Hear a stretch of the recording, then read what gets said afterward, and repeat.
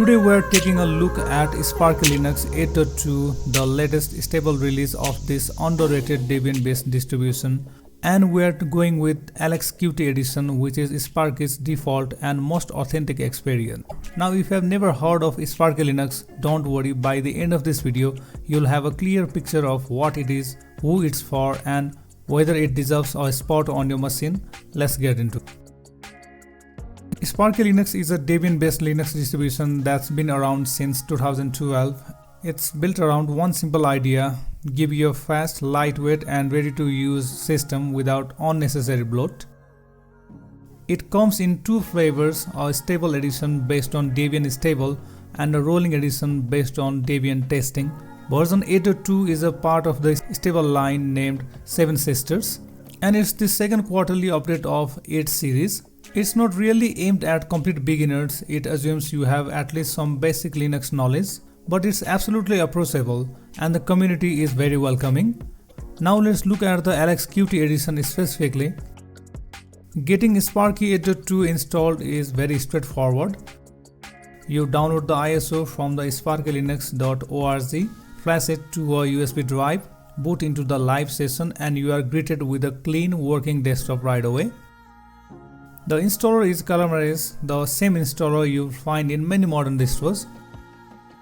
It walks you through language, time zone, keyboard layout, partitioning, and user creation. Nothing surprising here. On my test machine, the full installation completed in about 4 to 5 minutes, fast and clean. After reboot, you are straight into your new system. No extra setup screens, no forced account registrations, nothing like that. Just your desktop ready to go. On the first boot, you are welcomed by a clean LXQt desktop. It's minimal by design, a taskbar at the bottom, a system tray, a clean wallpaper, and that's about it. No clutter, no widgets demanding your attention.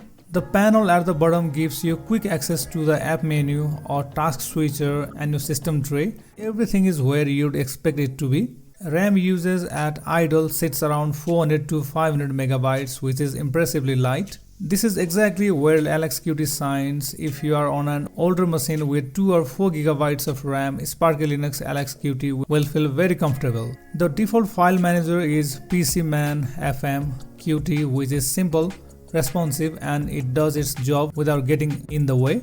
The overall feel of the desktop is clean, calm, and functional. Out of the box, Sparky comes with a solid selection of essential software. You'll get Firefox 140 ESR as the default browser, stable, privacy respecting, and well supported.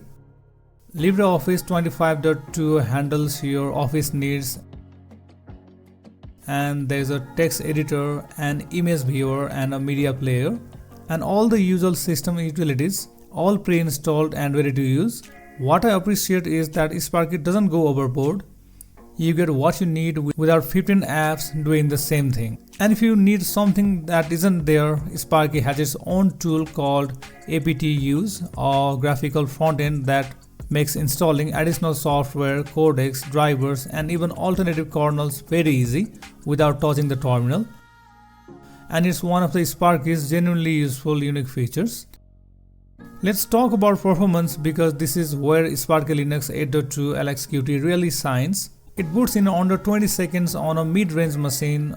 The system runs on Linux kernel 6.12.69 APTus, which gives you solid hardware support for both modern machines and older hardware. Alternative kernels including 6.6 APTus and even 6.19 are available through the Sparky repositories if you need them. With a fewer browser tabs open and a video playing, RAM usage stays comfortably under 1 GB. The system remains smooth and responsive throughout.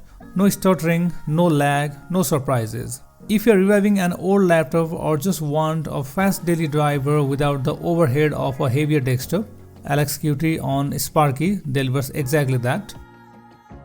Beyond the LXQt edition, what makes Sparky interesting as a project is the variety it offers. There's a GameOver edition preloaded with gaming tools and games, a Multimedia edition packed with creative software, and a Rescue edition that's purely a live system for fixing broken machines. No installation needed. There's also ARM64 support for a single board computer like Raspberry Pi, something not every distro bothers with. And because it's based on Debian stable, you get one of the most reliable, well-tested package bases in the Linux world. Stably isn't a marketing word here, it's the genuine commitment. Now to be fair, Sparky isn't perfect for everyone. The desktop is quite bare bones. If you are coming from something like Linux Mint or Zorin OS, it might feel a little too minimal at first. You'll need to put in some effort to customize it to your taste. It's also not the best starting point if you are brand new to Linux. The documentation is solid, but the experience assumes you're at least somewhat comfortable with how Linux works. And there's one known bug in this release.